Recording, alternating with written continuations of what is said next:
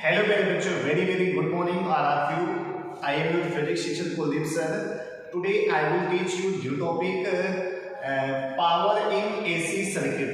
जैसा कि आपको पता है बेटा, आपका सिलेबस कंप्लीट हो ही चुका है. क्लास में आपका पूरा भी सिलेबस कंप्लीट था, जिसमें कुछ स्टूडेंट्स ऐसे थे जिनको कुछ टॉपिक्स में प्रॉब्लम थी. ये आपका जो टॉपिक्स दिया गया अल्टरनेटिंग करंट का दिया गया, नहीं प्रत्यावर्ती धारा का दिया गया ना.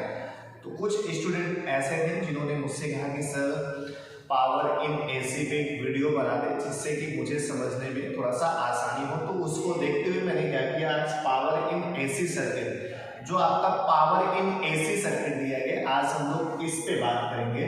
ठीक है, यानी इसका प्रूफ अच्छे से हम लोग समझेंगे. ठीक है, तो आपको वीडियो को ध्यानपूर्वक देखना है और चीजों को बहुत ही अच्छे से आपको समझना है. जैसे बहुत लोग कहेंगे अफवाह फैली कि स्कूल कॉलेज है सारी चीजें बंद होगी, तो आपको उससे परेशान नहीं होना है. ठीक है, आपको जो भी पढ़ा दिया गया आपके क्लास में, आपको जितना भी मैटर आपको दे दिया गया, लगभग सिलेबस आपका पूरा 100% कंप्लीट है. कहीं भी आपको कोई भी डाउट होती है तो आपका जो व्हाट्सएप ग्रुप बना हुआ है उससे आप चीजों को पूछिए. ठीक है ना, उस पर आप क्वेश्चन है जो भी है, और बंद हो रहा नहीं वैसे. तो आपको अगर कोई प्रॉब्लम होती है किसी भी टॉपिक को समझने में, तो आप उसको व्हाट्सएप ग्रुप द्वारा बता दें कि सर इस टॉपिक में दिक्कत है, तो हम क्या करेंगे उसी टॉपिक पे आपको वीडियो बना के सेंड कर दिया करेंगे, जिससे कि आपको टॉपिक को समझने में थोड़ा सा आसानी रहे. तो आज बेटा हम लोग पढ़ेंगे पावर इन एसी सर्किट, प्रत्यावर्ती धारा परिपथ में शक्ति अथवा सामर्थ्य. ठीक है, ये आपके अल्टरनेटिंग करंट का टॉपिक है. किसका टॉपिक है बेटा? अल्टरनेटिंग करंट, यानी कि प्रत्यावर्ती धारा का है. अब पावर क्या होता है, व्हाट इज पावर? ठीक है, तो यहां पे आप ये भी कह सकते हैं the product of voltage and current is called power. ठीक है, आपने ये पढ़ा होगा P इज इक्वल टू होता है VI. V क्या होता है? वोल्टेज होता है, और I जो होता है बेटा करंट होता है. I क्या होता है? करंट होता है. तो दोनों का जो प्रोडक्ट होगा वही आपका क्या हो जाएगा? पावर हो जाएगा, यानी शक्ति हो जाएगा. It is represented by P. इसे किससे रिप्रेजेंट करते हैं? P से रिप्रेजेंट करते हैं. किससे करते हैं बेटा? P से करते हैं. अब यहाँ पे आपका जो प्रूफ दिया गया दो टर्म्स में दिया गया है. पहला टर्म्स इसमें बेटा है if circuit contains only resistance, यानी कि जब परिपथ में केवल प्रतिरोध लगा. ठीक है, दो चीजें इसमें दी गई हैं. एक दिया गया जब परिपथ में, यानी जब सर्किट में क्या हो, केवल आपका रेजिस्टेंस लगा हो, तो उस कंडीशन में आपको कैलकुलेट करना है. दूसरी कंडीशन में दिया गया if circuit is containing inductance only, अगर सर्किट में इंडक्टेंस लगा हुआ है तो उस कंडीशन में आपका पावर क्या होगा. तो दोनों चीजें हमको अच्छे से समझना है. ठीक है, तो आइए हम लोग देखते हैं. जैसे कि पावर इन एसी सर्किट, सबसे पहले इसमें पहला पॉइंट हम लोग पढ़ेंगे if circuit contains resistance only, यानी कि केवल आपका क्या लगा हो? रेजिस्टेंस लगा हो, यानी कि आपका प्रतिरोध लगा हो. क्या लगा हो? प्रतिरोध लगा हो ना. जब रेजिस्टेंस लगा होता है तो आपको ये पता है when circuit contains resistance only then voltage and current phase is same. ठीक है, उस कंडीशन में आपने देखा होगा कि जो वोल्टेज होता है और जो करंट होता है, ठीक है, जो धारा होती है, दोनों के बीच का जो कलांतर होता है, जो फेज डिफरेंस होता है वो सेम होता है. क्या होता है? सेम होता है. तो उस कंडीशन में बेटा आपको पता है V इज इक्वल टू होता है V not sine omega T, और I इज इक्वल टू होता है I nought sine omega T. V is equal to होता है V not sine omega T, I is equal to होता है I nought sine omega T. ठीक है, अब आपको फाइंड क्या करना है? पावर निकालना है, यानी शक्ति निकालना है. तो कैसे निकालेंगे? Power P is equal to आपको पता है VI होता है. जो पावर आपका P होता है, P is equal to VI होता है. अब यहाँ पे आप करेंगे क्या? P, V की वैल्यू पुट करेंगे V not sine omega T, और I के प्लेस पे बेटा आप पुट करेंगे I nought sine omega T. ठीक है, हो गया यहां से.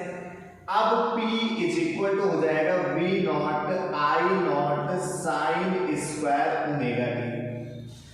P इज इक्वल टू हो जाएगा V nought I nought sine square omega T हो जाएगा ना, ठीक है, आसानी से आप कर सकते हैं, कोई प्रॉब्लम नहीं होगी। अब यहां से आपको निकालना है पावर, ठीक है। तो एक कंप्लीट सर्किल के लिए साइन स्क्वायर ओमेगा टी की जो एवरेज वैल्यू होती है, एक कंप्लीट साइकिल के लिए यानी पूर्ण चक्र के लिए साइन स्क्वायर ओमेगा टी का औसत मान या माध्य, ठीक है, यानी इसकी जो एवरेज वैल्यू होती है 1/2 होती है, ठीक है। जो एवरेज वैल्यू होती है साइन स्क्वायर ओमेगा टी की अप्रॉक्सीमेट कितनी होती है 1/2 होती है। फॉर किसके लिए होता है, एक complete cycle, for one complete cycle, for one complete cycle. Then इस कंडीशन में आप करेंगे क्या बेटा, यहां जहां P है वहां पे P बार हो जाएगा V nought I nought into 1/2 हो जाएगा ना।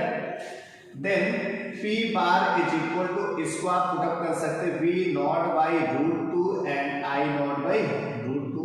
जो आपको 2 दिया गया है इसको आप √2 इंटू √2 राइट कर सकते हैं। V नॉट बाई जो √2 होता है बेटा, इसको हम लोग बोलते हैं VRMS। क्या बोलते हैं, VRMS।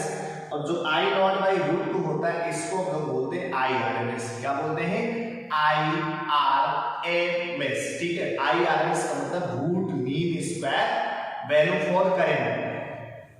अगर V होगा तो फॉर द वोल्टेज हो जाएगा। तो यहां से आपका जो फॉर्मूला आएगा P bar is equal to VRMS into IRMS, ये आपका आ गया पावर। ये आपका है power in AC circuit when circuit containing resistance only, ठीक है। ये आपका प्रत्यावर्ती धारा परिपथ में शक्ति है जब परिपथ में केवल आपका क्या लगा हो, रेजिस्टेंस लगा हो यानी प्रतिरोध लगा हो, ठीक है। इतनी बात आपको समझ में आ गई होगी। अब इसमें एक टॉपिक और पढ़ते हैं, if circuit containing inductance only. अगर केवल प्रेरकत्व लगा हो तो उस कंडीशन में फॉर्मूला क्या होता है, आपको ये भी पता है बेटा कि मैंने आपको प्रूफ कराया है। अगर आपने चैप्टर को ध्यानपूर्वक पढ़ा होगा, ठीक है, क्लास का आपने अच्छे से इसको समझा होगा, तो आपने देखा होगा वहां पे आपको मैंने 2 चीजें बताई थी, 2-3 चीजें बताई थी। पहला मैंने आपको ये बताया था कि अगर AC सर्किट आपका दिया गया है उसमें आपका रेजिस्टेंस कनेक्ट है तो उस कंडीशन में वोल्टेज और करंट का जो फेज होता है सेम होता है, ठीक है। क्या होता है, सेम होता है। लेकिन जब आपका इंडक्टेंस लगा होता है यानी प्रेरकत्व लगा होता है तो उस कंडीशन में जो करंट होता है वोल्टेज से 90 डिग्री लैगिंग करता है। यानी जो वोल्टेज होता है और करंट होता है, तो जो करंट होता है वोल्टेज से 90 डिग्री यानी 90 डिग्री पश्चगामी होता है, ठीक है। लीडिंग लैगिंग को पश्चगामी कहते हैं। एक और बताया था कि when circuit containing capacitance only, यानी जब धारिता आपका लगा होता है तो उस कंडीशन में आपने देखा होगा कि जो करंट होता है वो 90 डिग्री लीडिंग करता है, किससे, वोल्टेज से, ठीक है। लीडिंग का मतलब अग्रगामी। अब मैं आपको यहाँ पे टॉपिक ये बता रहा हूँ, when circuit containing inductance only, यानी जब प्रेरकत्व लगा हो तो उस कंडीशन में पावर क्या होगा, यानी दूसरे पॉइंट पे होगा आपका जो लगा हुआ है इंडक्टेंस लगा हुआ है। क्या लगा हुआ है, इंडक्टेंस यानी प्रेरकत्व लगा हुआ है, ठीक है।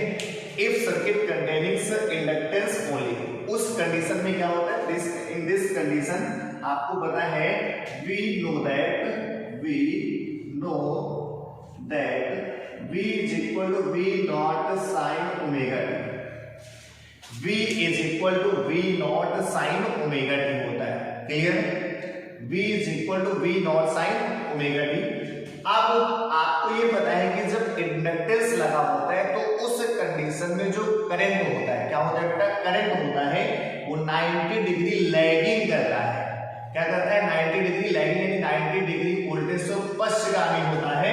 इसका मतलब आप यहाँ पे ये लिख सकते हैं, यानी पश्चगामी को आपको शो करना है लैगिंग को, तो आप इसको लिख सकते हैं I nought sine omega T minus five. मैंने किसी भी एंगल पे नहीं लिया, बस ये शो कर दिया कि लैगिंग कर रहा है, इससे छोटा होगा, शो कर दिया।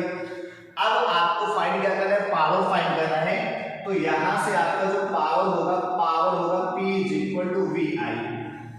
पावर आपको पता है P इज इक्वल टू बेटा क्या होता है, VI होता है। यहां से आप जब रखेंगे तो वैल्यू रख लो, V की वैल्यू रखोगे V not sine omega T इसके प्लेस पे I not sine omega T minus 5, ठीक है। यहां से आपको हो जाएगा P is equal to V not I not sine omega T, यहां ब्रैकेट लगा दो, ये लिखा हुआ है साइन ए माइनस बी। कुछ लोग इसको डायरेक्ट मल्टीप्लाई करेंगे लेकिन डायरेक्ट मल्टीप्लाई नहीं होगा, ठीक है। बहुत लोग कुछ ज्यादा दिमागी लोग है ना, तो आपको क्या करना है, साइन ए माइनस बी का फॉर्मूला अप्लाई करना पड़ेगा। जैसा कि आपने क्लास 10th में पढ़ा होगा, sine A minus B equal to होता है sine A cos B minus cos A sine B. Sine A cos B minus cos A sine B, तो यहाँ ए के प्लेस पे ओमेगा टी हो, बी के प्लेस पे बेटा क्या है, फाई है, तो हो जाएगा sine omega T cos phi minus cos omega T sine phi. ये आपका फॉर्मूला हो गया। अब यहां से अगर आप लिखना चाहें तो लिख सकते हैं P is equal to V not I not sine square omega T cos phi, इसको इससे भी मल्टीप्लाई आप करा दें, minus V not I nought, इसको इससे कराएंगे तो साइन ओमेगा टी है तो ओमेगा टी लिख दो, कॉस ओमेगा टी है तो कॉस ओमेगा टी, ठीक है। और यहाँ पे आपका है साइन फाई, तो आप साइन फाई कर दो, ठीक। अब ये आपका मिल गया sign omega T into cos omega T, तो इसको और भी आप कुछ लिख सकते हैं, क्या लिखेंगे, इसको आप क्या करें, जो आपको दिया गया P is equal to V not I not sine square omega T, ठीक है, और यहाँ पे कॉस फाई है तो इसको आप कॉस फाई लिख दो। अब माइनस इसको आप 2 से मल्टीप्लाई कर दो, 2 से डिवाइड कर दो, 2 से क्या कर दो मल्टीप्लाई कर दो, 2 से क्या कर दो डिवाइड कर दो, तो इसको आप लिखोगे minus 1/2 V not I nought 2 sine omega T cos omega T sine phi, ठीक है। 2 sine omega T cos omega T into आपका हो जाएगा साइन फाई। ये बेटा आपको फॉर्मूला दिया गया साइन 2 थीटा का, लेकिन यहाँ पे थीटा के प्लेस पे आपको गिवन है ओमेगा टी, थीटा के प्लेस पे बेटा यहाँ आपको गिवन है कितना, ओमेगा टी, तो यहाँ आप आसानी से कर सकते हैं P is equal to V not I not sine square omega T minus 1/2 sine 2 omega T into sine phi. जैसे आपने इसके पहले वाले प्रूफ में आपने पढ़ा, when circuit containing resistance only, जब केवल प्रतिरोध लगा होता है तो उस कंडीशन में आपने देखा था साइन स्क्वायर ओमेगा टी आया था, तो for the complete cycle average value for AC जो आया था आपने उसको कंसीडर किया था 1/2, तो इसका मतलब यहाँ पे भी आपका साइन स्क्वायर ओमेगा टी है, तो ये कंप्लीट साइकिल के लिए भी क्या होगा 1/2 होगा। लेकिन जो साइन 2 ओमेगा टी होता है इसकी जो एवरेज वैल्यू होती है कंप्लीट साइकिल के लिए वो बेटा 0 होती है। वो कितनी होती है, 0 होती है, यानी कि साइन स्क्वायर ओमेगा टी की जो वैल्यू होती है 1/2 और साइन 2 ओमेगा टी की वैल्यू जो होती है वो 0 होती है। साइन 2 ओमेगा टी की जो वैल्यू होती है वो 0 होती है, आपको लर्न रखना है, ठीक है। निकाल भी सकते हो, जो एवरेज वैल्यू या मीन वैल्यू निकालने का आपको फॉर्मूला बताया गया है। चैप्टर जब स्टार्ट हुआ था तो सबसे पहले आपको यही बताया गया था, जिसमें आपको मीन वैल्यू और VRMS और IRMS से फाइंड करना आपको सिखाया गया है। अब यहां से आप कर सकते हो P bar is equal to V not I nought into 1/2। देखो यहाँ पे हम लोगों ने एक टर्म लेफ्ट कर दिया, तो यहाँ पे आपका cos फाई भी है ना, क्या है cos फाई भी है, तो ये हो जाएगा cos फाई माइनस इसके प्लेस पे 0 होगी, पूरी वैल्यू आपकी क्या हो जाएगी 0। तो यहां से जाएगा P bar is equal to V nought by √2 into I nought by √2 cos phi. इसको VRMS लिखोगे, इसको बेटा आप क्या लिखोगे IRMS, तो ये P bar is equal to हो जाएगा VRMS into IRMS cos phi, ठीक है, इंटू क्या होता है cos फाई होता है। यहाँ पे जो cos फाई होता है इसको पावर फैक्टर कहते हैं या शक्ति गुणांक कहते हैं, लेकिन ये आपके सिलेबस से कोविड-19 की वजह से, ठीक है, जो सिलेबस आपका 30% रिड्यूस हुआ है उसमें हटा दिया गया।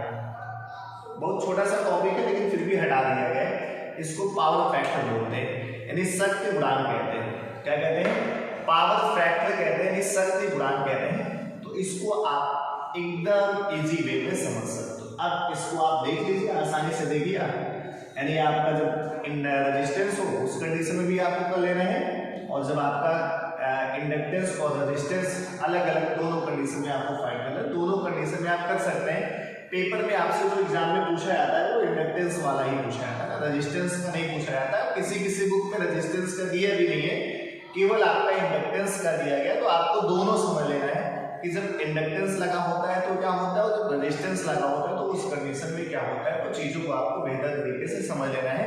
तो इस वीडियो को आपको अच्छे से देखना है। आप मुझे कोई भी शिकायत नहीं मिलनी चाहिए कि sir power in AC circuit नहीं समझ में आया ना, ठीक है। तो इसको आपको अच्छे से प्रिपेयर कर लेना है। तो इस वीडियो को आप केयरफुली होकर अच्छे से देखिएगा। अगर कोई डाउट होता है तो आप ग्रुप के माध्यम से आसानी से पूछ सकते हैं। तो आज के लिए बस इतना ही रखा है। अब आपका जो भी डाउट होगा आप ग्रुप में से भेजिएगा, उसी हिसाब से मैं आपको वीडियो बना के सेंड करूंगा। तो आज के लिए बस इतना ही। Thank you.